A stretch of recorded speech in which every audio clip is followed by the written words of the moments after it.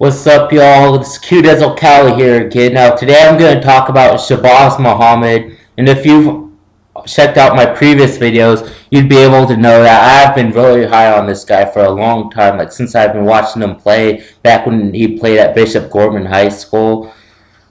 But things have really been starting to go downhill for him these last couple of weeks. Well, it just came out last week that his dad, Ron Holmes, lied about his age, saying that he was born on November 13th, 1993, but now it turns out to be he was born exactly a year earlier than that, saying he was born on November 13th, 1992.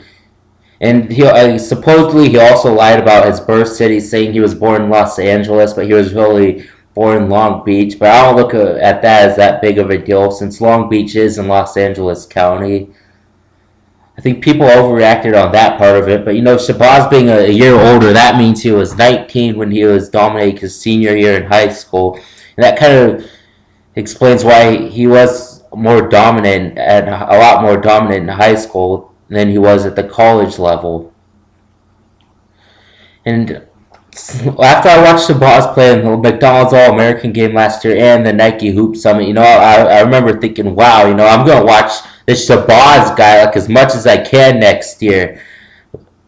And yeah, so I did. I watched I'd say I watched definitely more than half of the UCLA games this past year. And I had hopes and hopes on Shabazz. I even went to the game when they got their asses kicked at Cal. I think it's just a system. After watching him play in that Nike Hoop Summit game, I think he'll be okay in the NBA. But ever since that story came out last week about him lying about his age, I've always been starting to lose my hope on Shabazz. Well, look, he did have quite a few over 20 points a game, but they'd be getting their asses kicked in the first half, and look, where is he? He has 4 points, and 2 of them are in one field goal. And the part about his games that really, that question his NBA potential is that he barely drives to the baskets. He loves just taking those mid-range one-handed jumpers.